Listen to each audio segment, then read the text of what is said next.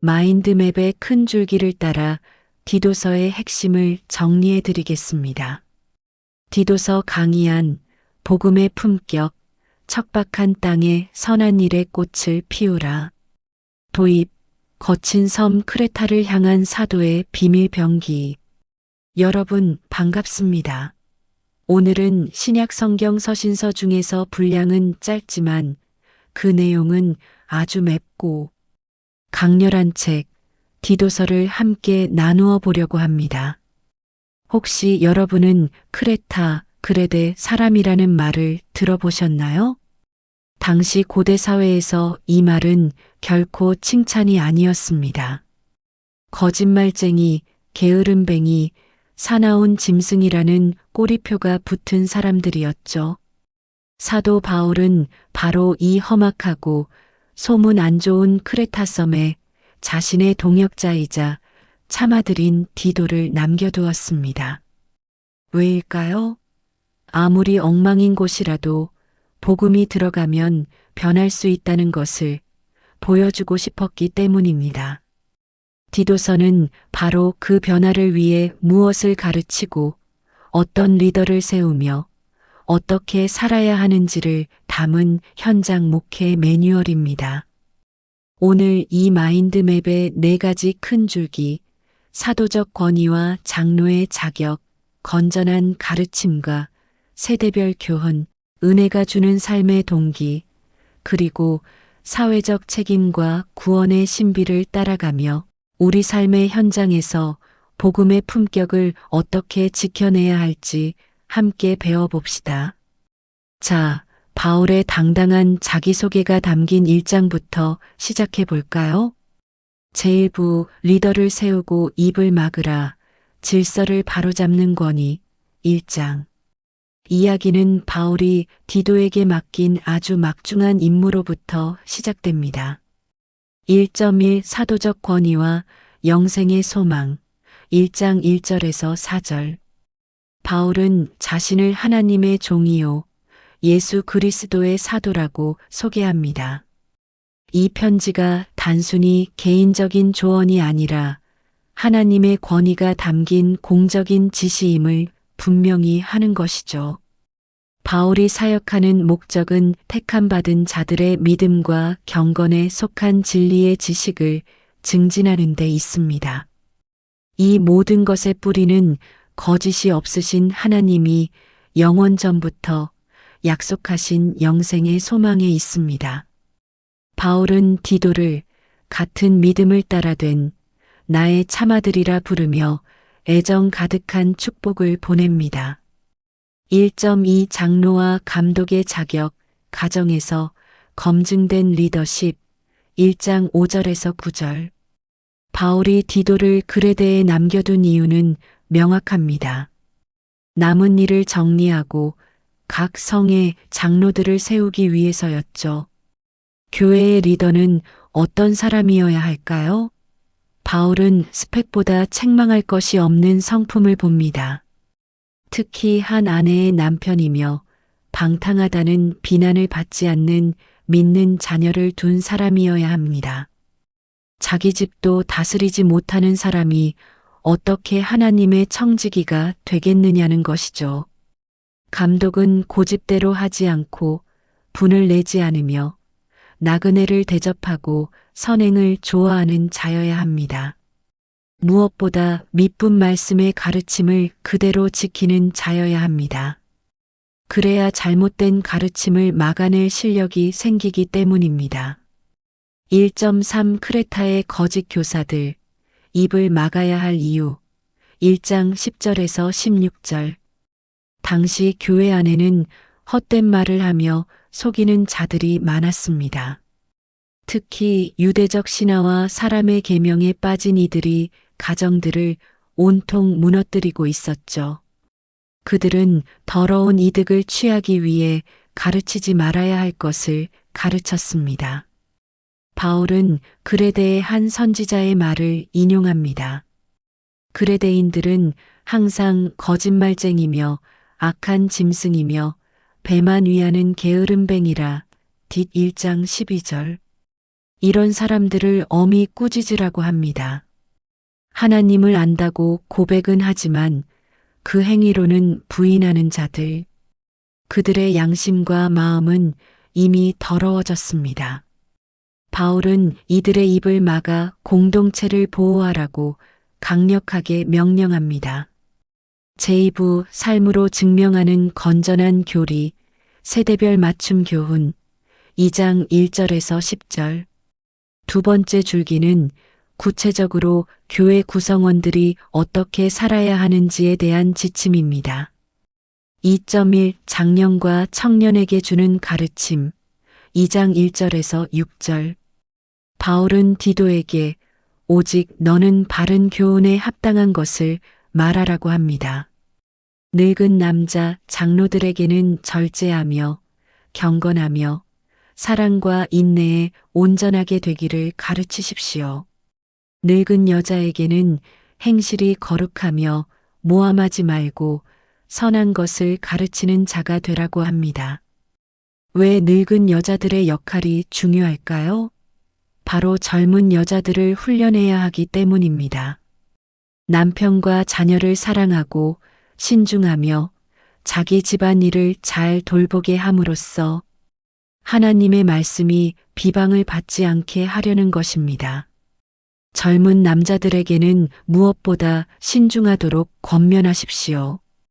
들뜨기 쉬운 젊은 세대에게 가장 필요한 덕목은 평정심과 지혜이기 때문입니다.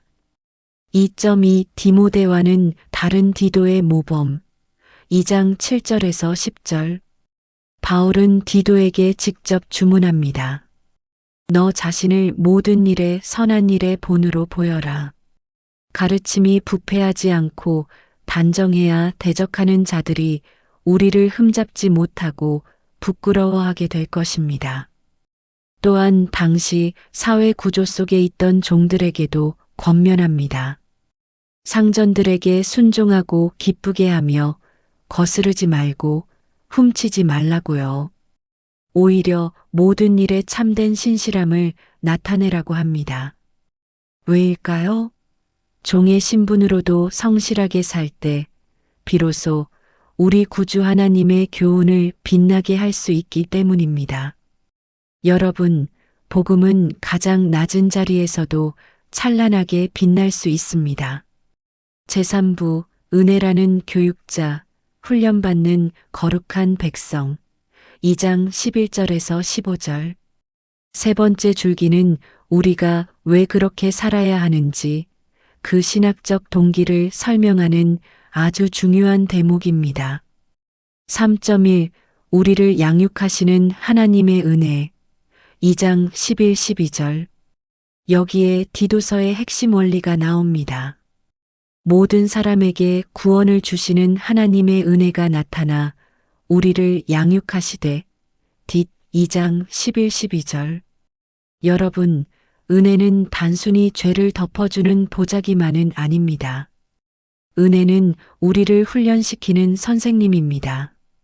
경건하지 않은 것과 세상 정욕을 다 버리게 하고 이 험한 세상에서 신중함과 의로움과 경건함으로 살게 하는 동력이 바로 하나님의 은혜입니다. 3.2 복스러운 소망과 정결한 백성, 2장 13절에서 15절. 우리는 막연하게 사는 사람들이 아닙니다.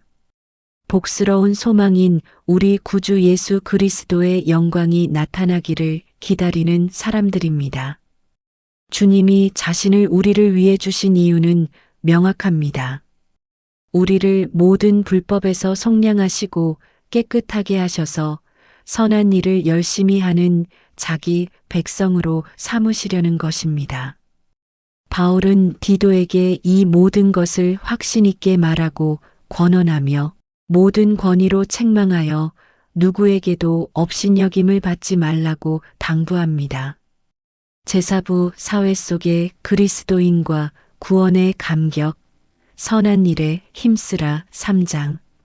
마지막 줄기는 교회방, 즉 세상 속에서 그리스도인이 가져야 할 공공의 태도와 마무리 인사입니다.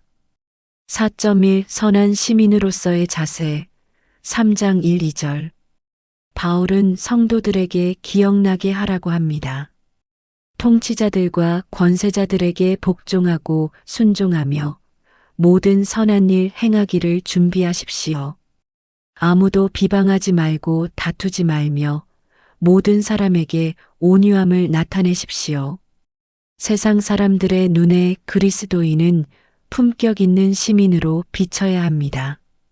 4.2 비포와 애프터 구원의 드라마 3장 3절에서 7절 바울은 우리의 옛 모습을 회상시킵니다.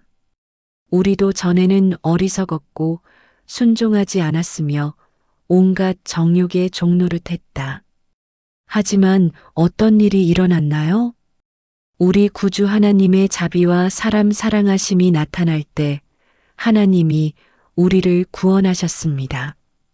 우리가 행한 의로운 행위 때문이 아니라 오직 그분의 긍휼하심을 따라 중생의 씻음과 성령의 새롭게 하심으로 우리를 살리셨습니다. 성령을 풍성히 부어주셔서 우리가 은혜로 의롭다 함을 얻고 영생의 소망을 따라 상속자가 되게 하신 이 감격적인 드라마를 잊지 말라는 것입니다. 4.3 무익한 변론을 피하고 선한 일에 몰두하라. 3장 8절에서 15절 바울은 단언합니다. 이 말은 미쁘도다 신실하도다. 하나님을 믿는 자들이 삼가 선한 일에 힘쓰게 하라는 것입니다. 반면 어리석은 변론과 족보 이야기, 율법에 대한 다툼은 피하십시오.